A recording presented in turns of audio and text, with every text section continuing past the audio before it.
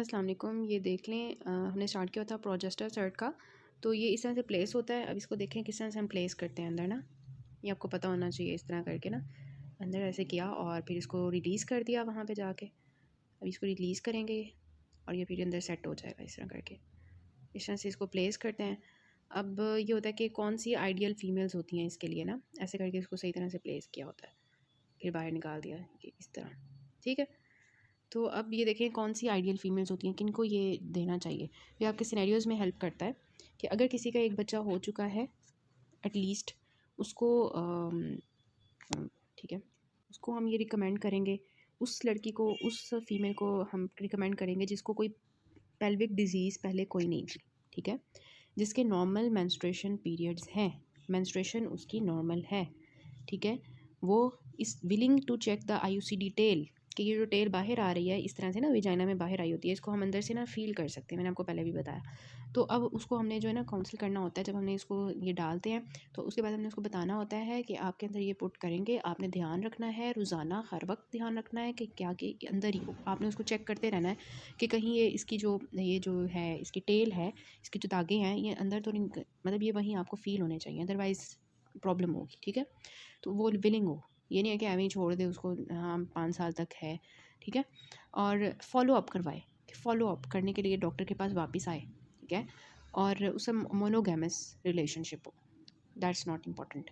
अच्छा, ideal IUCD candidate यही होगा। अगर मैं आपसे ये पूछूं कि किसी फीमेल जो है ना उसका कोई बच्चा नहीं है, वो आपके पास फैमिली प्लानिंग के लिए आ गई, आप उसको रिकमेंड करोगे? नहीं करोगे, ठीक है। मैं आपसे पूछूं कि किसी फीमेल को पेल्विक डिजीज़ की हिस्ट्री, आप उसको क्या दोगे? आप उसको आईयूसीडी नहीं दोगे, स्टॉप, ठीक है, क्रॉस। उसके बाद अगर किसी की मेंस्ट्रुएशन पीरियड बहुत ख़राब है, उसको रिकमेंड करोगे? नहीं करोगे, सिनेरियो में आएगा क्रॉस, ठीक है। और ऐसी फीमेल है जो बहुत ही जो है ना ऐसी है जो मतलब क्या कहते हैं उसको, मतलब बिल्कुल ध्यान नहीं रखती किसी चीज़ की, ठीक है, एवं ही है। तो वो कहेगी नहीं मैंने तो नहीं चेक करना आईसीडी टेल को, और केयरलेस जिसको कहते हैं, हाँ। तो ऐसी बंदी भी, उसको भी नहीं देंगे, उस फीमेल को भी नहीं देंगे। जो फॉलो अप भी नहीं करना चाहती उसको भी नहीं देंगे, वही हो गया, केयरलेस होगी। तो ये इसके आइडियल कैंडिडेट होता है। उसके बाद टाइमिंग ऑफ इंसर्शन ये होती है कि इनको हम किसी भी टाइम जो है फीमेल रिप्रोडक्टिव ईयर्स में पुट कर सकते हैं, लेकिन अगर कोई प्रेग्नेंट फीमेल होती है तो उस दौरान इसको पुट नहीं करना, ऑब्वियसली अंदर बेबी होगा। और ड्यूरिंग मेंस्ट्रुएशन बेस्ट टाइम जो इसको पुट करने के होते हैं कि मेंस्ट्रुएशन के दौरान पुट करें, जो मेंस्ट्रुएशन पीरियड है उसके 10 डेज़ के अंदर अंदर पुट करें। पोस्टपार्टम जैसे ही बच्चा पैदा हुआ है उसके साथ ही हम इसको पुट कर सकते हैं, लेकिन यह है कि ये उस वक्त एक्सपल्जन हो सकती है क्योंकि उस वक्त यूट्रस इनलार्ज किया होता है। तो थोड़े यह है कि डिलीवरी के 1 हफ़्ते बाद जाके इसको पुट किया जाए। और फर्स्ट ट्राइमेस्टर का अगर अबॉर्शन हो गया है तो उसके बाद हम पुट कर सकते हैं, अदरवाइज़ यह है कि डिलीवरी के जो है 1 हफ़्ते बाद इसको पुट किया जाए ताकि इसे एक्सपल्शन ना हो जाए। तो ये जो सारे मैंने आपको बताए हैं कि इस दौरान हम इसको पुट कर सकते हैं, ये इस पीरियड में ऐसा होता है कि सर्वाइकल डायमीटर जो है ना वो ग्रेटर होता है। तो मतलब इस तरह से होता है कि यूट्रस रिलैक्स होता है और जो है हम इजीली इसको पुट कर सकते हैं, ठीक है। अच्छा, उसके बाद इसके एडवांटेजेस होते हैं कि ये सिंपल सा प्रोसीजर है, बस ऐसे पुट किया, मैंने आपको बताया सिंपल सा प्रोसीजर है, अंदर पुट कर देते हैं। इसमें जस्ट फ्यू मिनट्स लगते हैं, मतलब मैं कह सकती हूँ 1-2 मिनट लगता होगा। 1-2 मिनट नहीं, 5 मिनट, मुझे नहीं पता वैसे कितने मिनट लगते हैं, लेकिन थोड़ा सा टाइम लगता होगा। अच्छा, जब ये अंदर पुट कर दी जाती है तो ये लॉन्ग टाइम अंदर रहती है, इनएक्सपेंसिव है, सस्ती सी है, इसके कोई साइड इफ़ेक्ट्स नहीं है टॉक्सिक शॉक सिंड्रोम लाइक जैसे कॉन्डम के साइड इफ़ेक्ट्स थे, लेटेक्स एलर्जी हो जाती थी, डच कैप की एलर्जी, टॉक्सिक शॉक सिंड्रोम होता था, इसके कोई इस तरह के साइड इफ़ेक्ट्स नहीं है, ठीक है।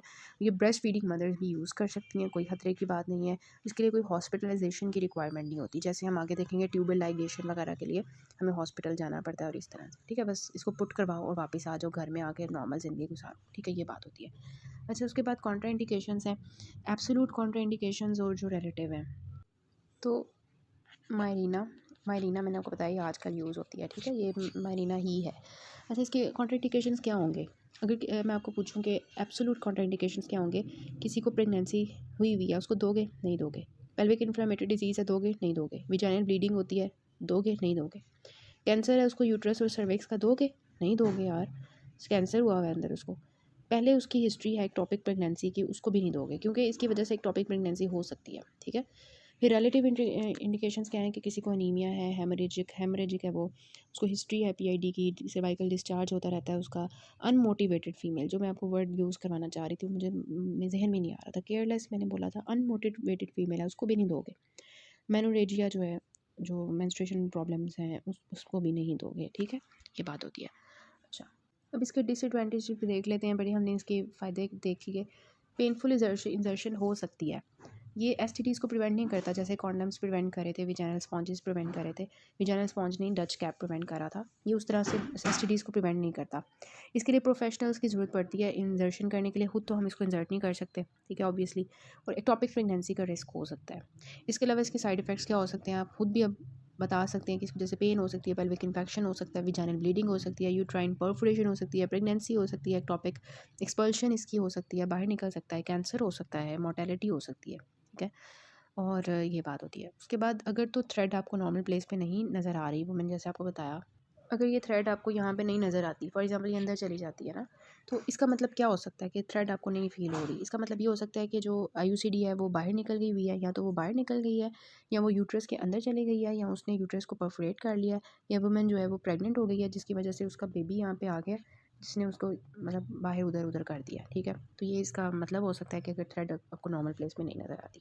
तो हमने डिस्कस कर लिए क्लासिफिकेशन कॉन्ट्रासेप्टिव की barrier methods, intra uterine devices. अब हम डिस्कस करने लगे हार्मोन मेथड्स, जिसमें हम डिस्कस करेंगे ओरल पिल्स को, जिसमें कंबाइंड पिल्स आती हैं, प्रोजेस्टेरॉन ऑनली पिल्स होती हैं, पोस्ट कोइटल पिल्स होती हैं, वंस मतलब लॉन्ग एक्टिंग, एक महीने में एक दफ़ा पिल ले लो बस, मेल पिल्स होती हैं। इन सबको हम जो है वन बाय वन डिस्कस करते हैं। और कुछ होती हैं इंजेक्टेबल्स जो डिपोर्ट स्लो रिलीजिंग फॉर्मुलेशंस होती हैं। So first of all discuss about the oral pills. तो कंबाइंड पिल्स क्या होती हैं, जो हम मोस्टली मोस्ट इफेक्टिव मेथड जो होता है ना वो यही होता है, हार्मोनल मेथड। और मेजर स्पेसिंग के लिए आप कंबाइंड पिल्स यूज़ करते हो, जिसमें कंबाइंड पिल्स में क्या होता है कि ईस्ट्रोजन भी होता है और प्रोजेस्टेरॉन दोनों होते हैं, ठीक है। और इसमें जो ईस्ट्रोजन होता है वो होता है 30 to 35 माइक्रोग्राम्स, और जो प्रोजेस्टेरॉन होता है वो तकरीबन 1 मिलीग्राम होता है, ठीक है, 1 मिलीग्राम प्रोजेस्टेरॉन।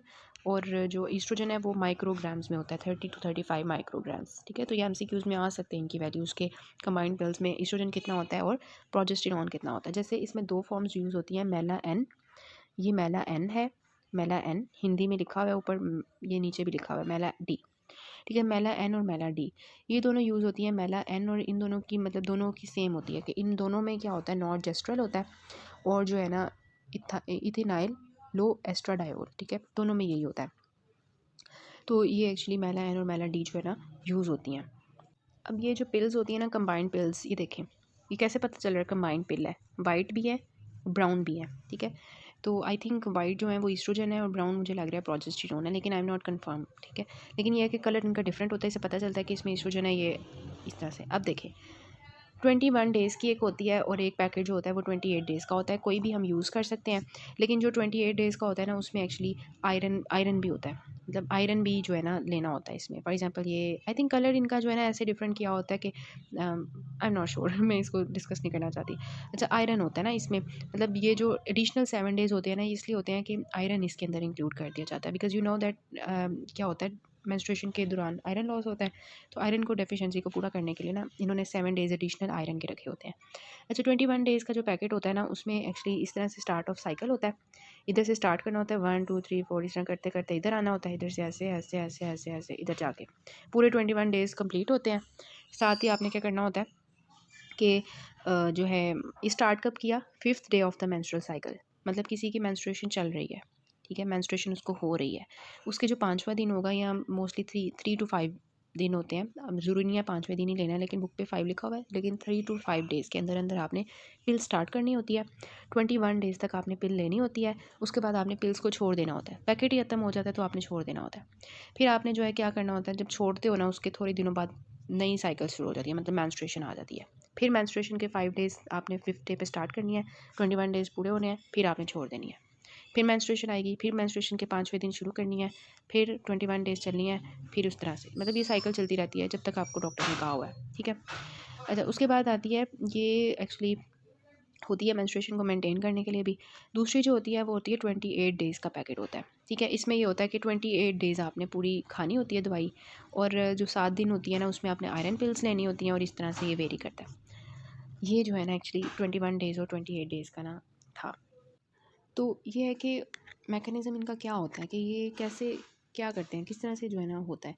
अब ये ओरल पिल्स जब हम ईस्ट्रोजन और प्रोजेस्टेरॉन लेते हैं तो ये हमारे ब्रेन में हाइपोथैलेमस में जाते हैं और उनको कहते हैं गोनाडोट्रोपिन रिलीजिंग हार्मोन नहीं रिलीज़ करो। जब वो नहीं रिलीज़ करता, जो FSH LH नहीं रिलीज़ होते, उससे जो है वो एग नहीं बनता और फिर मेंस्ट्रुएशन जो है वो मतलब वो उस दौरान रुका रहता है। जैसे ही हम छोड़ते हैं, साथ ही ईस्ट्रोजन प्रोजेस्टेरॉन का इफेक्ट खत्म होता है, जो इफेक्ट होता है ऑन द हाइपोथैलेमस वो कम होता है और गोनाडोट्रोपिन रिलीजिंग हार्मोन खत्म होता है। साथ ही FSH LH ज़्यादा होते हैं, ओवुलेशन होती है, फर्टिलाइजेशन हो जाती है और साथ में मतलब वो अगर फर्टिलाइजेशन नहीं होनी होती तो मेंस्ट्रुएशन हो जाती है। ये इसका सारा था ओरल पिल्स का ना।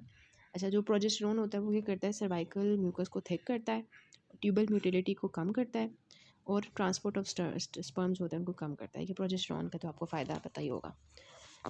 सब ये होता है कि अगर तो कोई ऐसी फीमेल है जो मिस कर देती है ना पिल को, वो कहती है कि मतलब उसने मिस कर दिया, फॉर एग्ज़ाम्पल इधर तक उसने पिल ली और इधर जाके उसको भूल गया मैं पिल, तो वो क्या करेगी, अब अगले दिन 2 पिल्स इकट्ठी लेगी, ठीक है। अब जो है ना अगले दिन जो है वो 2 दिन पिल्स इकट्ठी लेगी। अगर वो दोबारा से मतलब भूल गई है, मतलब कि 2 दिन उसने बिल्कुल भी नहीं ली और फिर उसको याद आया ओ मैंने तो 2 दिन पिल ही नहीं ली, फिर वो क्या करेगी, 3 पिल्स इकट्ठी लेगी, ठीक है। 3 पिल्स इकट्ठी लेगी। अगर वो 2 दिन की भूली है तो 3 लेगी, अगर 1 दिन की भूली है तो 2 पिल्स इकट्ठी लेगी, ठीक है।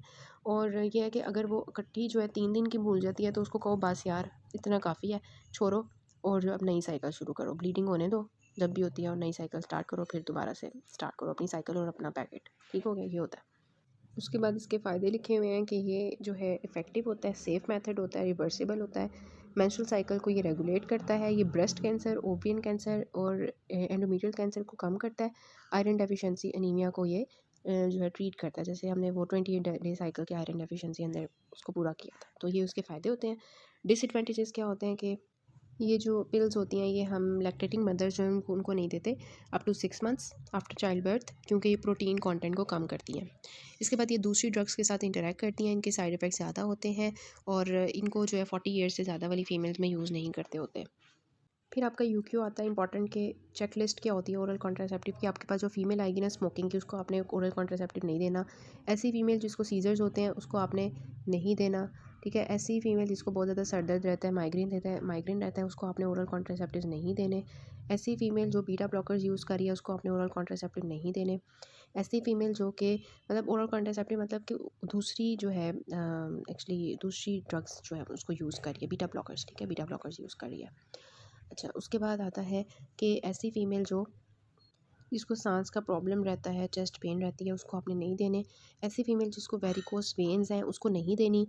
ऐसी फ़ीमेल जिसको जो है क्या हुआ हुआ है, स्वॉलन लेग्स हैं, उसको उसकी स्वॉलन लेग्स रहती हैं उसको नहीं देनी, ठीक है, एडिमा हुआ होता है। और जिसको मेंस्ट्रुएशन प्रॉब्लम है, ठीक है, उसको भी नहीं देनी। इंट्रामेंस्ट्रुअल ब्लीडिंग है उसको नहीं देनी।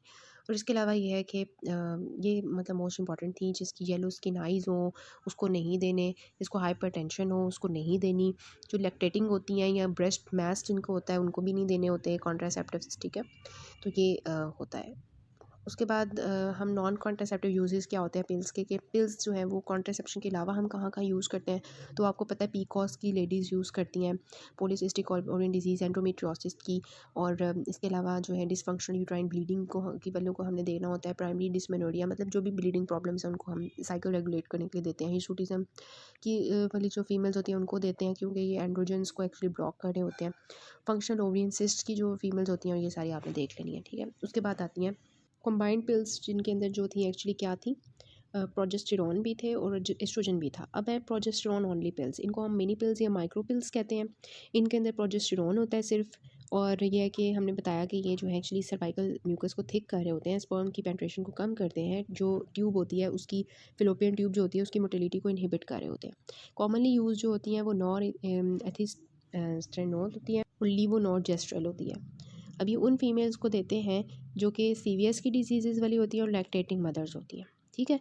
अब ये आपने बहुत इंपॉर्टेंट याद रखना है, ऊपर टॉप पे लिखा हुआ है कि जो सीवीएस की डिजीज़ की फीमेल्स होंगी उनको आप प्रोजेस्टेरॉन ओनली पिल्स दोगे, ठीक है, उनको आप एस्ट्रोजन ऐड करके नहीं दोगे। इसके अलावा जो लैक्टेटिंग मदर्स होंगी उनके अंदर भी आप जो है प्रोजेस्टेरॉन ओनली पिल्स दोगे, ठीक है। और ये हो गया। उसके बाद आती हैं, और ये आपने याद रखना है कि उनको हम मिनी पिल्स भी कहते हैं। ये आगे से करते हैं नेक्स्ट पार्ट से।